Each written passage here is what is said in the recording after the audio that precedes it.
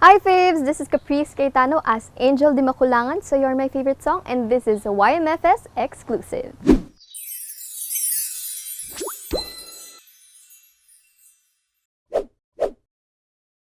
First ever scene sa You're My Favorite Song, hindi ko makakalimutan. Kasi nasabi ko nga rin sa lahat ng interviews ko at kapag tinatanong ako, pagbaba ko pa lang ng papunta sa tent, ang gaan na talaga ng feeling, na-excite ulit ako na bumalik sa pag-aarte simula nang nakabalik ako sa bahay ni Kuya. At yung unang-unang scene pa na nakunan namin ay yung bahay namin kunyari nung nasa Solmera pa kami. So, hindi ko makakalimutan yon. Doon namin ginawa yung bucket list ni Lolo Savi.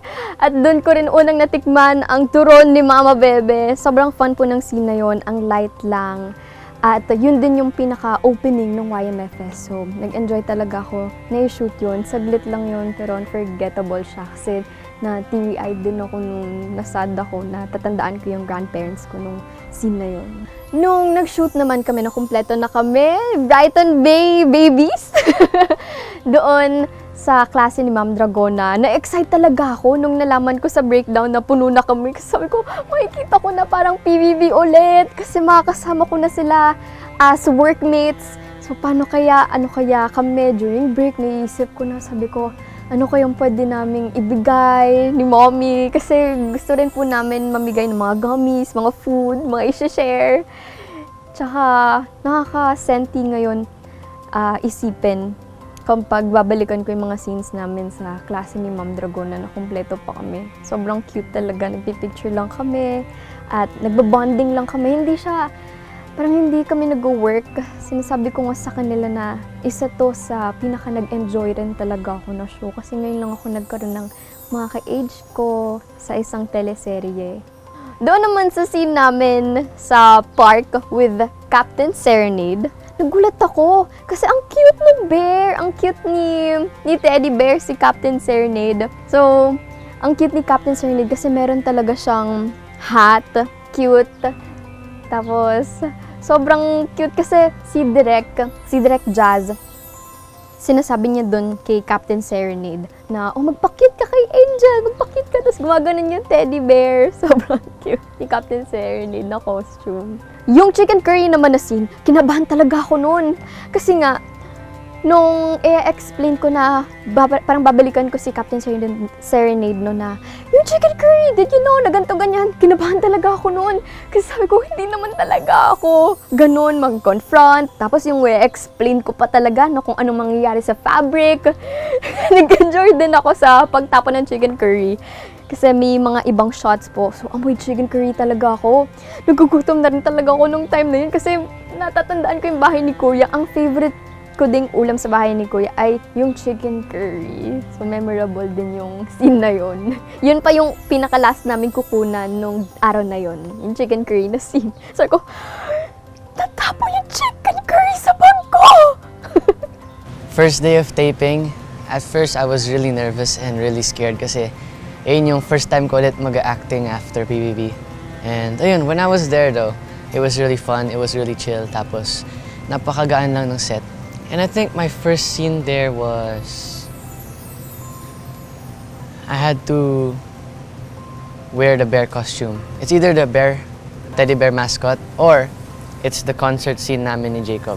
So ayun, very amazing first scenes, and I remember it like it was just last week. Yung pala, ang tagal na pala, and matatapos na yung show. Ayun, amazing first day. Going back sa first day of taping, actually medyo recent lang yan. Going back,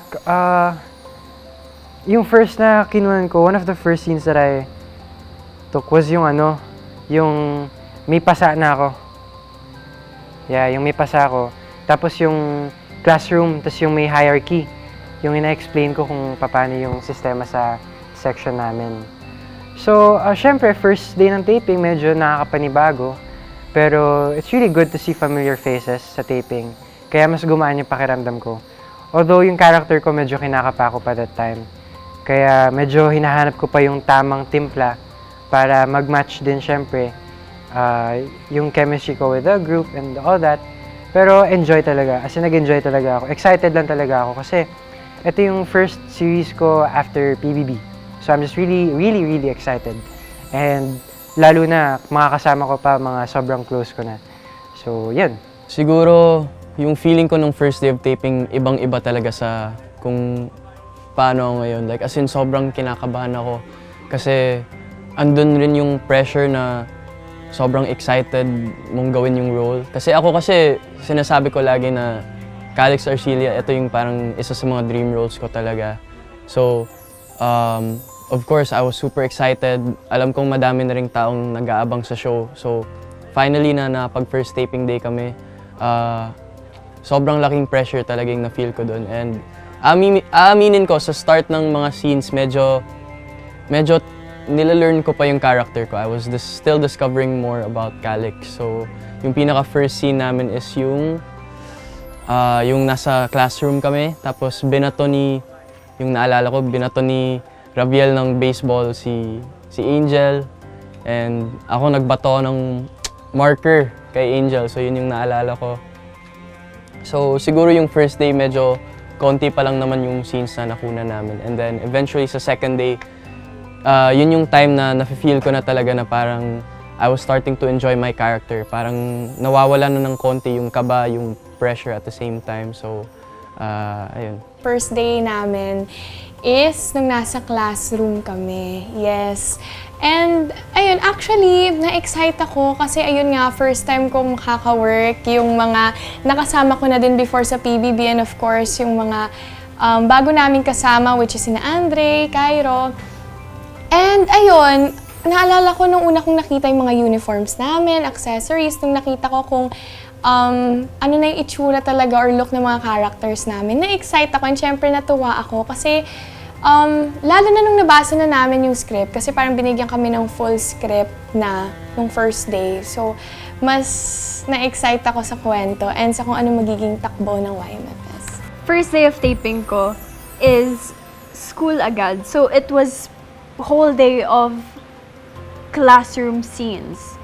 So, ang naalala ko doon is medyo nangangapa pa ako kasi hindi ko pa masyadong timpla si Charm noon. And hindi ko pa siya masyadong kilala. But as time goes on, it's like second nature na lang si Charm in a way. And, I got more closer with the cast also. And our bond, and parang mas naging comfortable ako sa kanila as the days go on. First taping day namin, of course, dun sa school scene, unang-unang tinaping namin is yung sa classroom. Okay, kay Ma'am Dragona, yung grabe, ang dami nangyari dun sa mga eksena yun. Pero yung pinaka-memorable para sa akin, yung may tinapon akong baseball kay Caprice, nadapa siya, tapos gumanti agad si Caprice sa akin.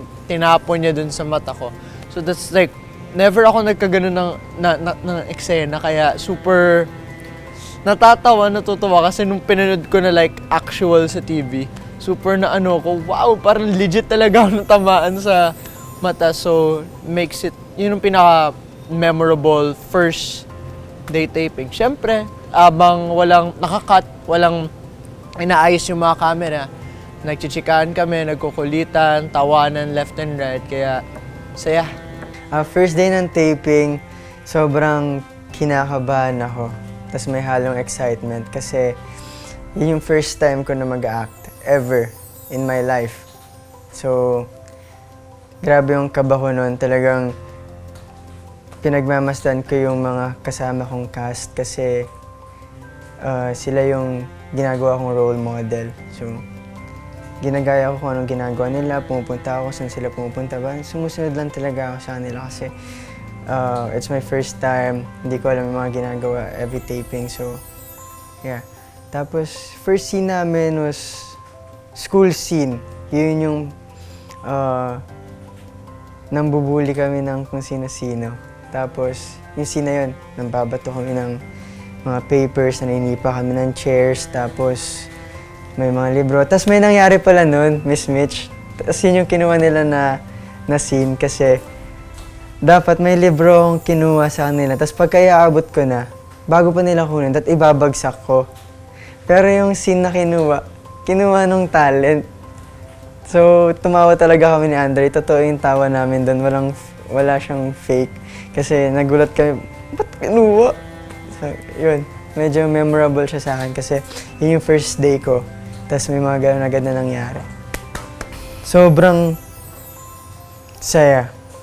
Parang hindi ko siya inakalang magiging ganun kasaya. Kasi nung una talaga, kaba yung first na feeling na nararamdaman ko.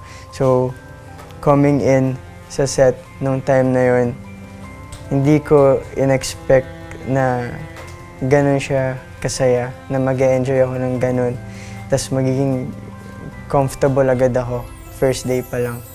And siguro dahil na rin talaga sa cast, pati kala Miss Mitch, sa lahat ng staff, sa lahat ng directors, sobrang nilang welcoming. Kaya yes, very happy ako nung first day.